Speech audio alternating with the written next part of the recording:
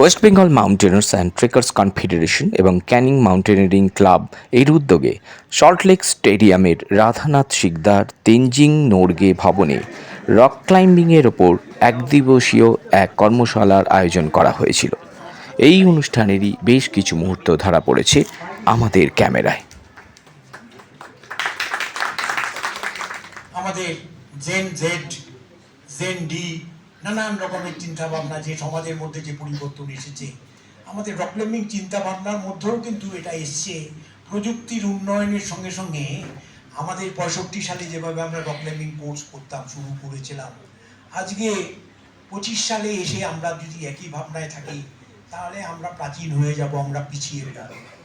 সেটা হচ্ছে rock climbing course আগামী দিনে পশ্চিমবঙ্গে যতগুলো ক্লাব আছে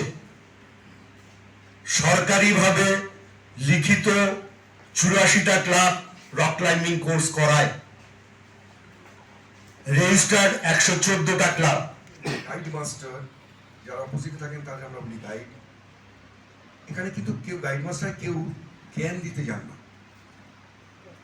হয়তো আমি কিছু কথা বলবো, অনেকে হয়তো পার্সোনালি পছন্দ নাও হতে পারে, আমি তার জন্য আগে থেকেই ক্ষমা চাইছি। যা বলে গেছেন সেটা ধরেই আমি শুরু করতে পারি।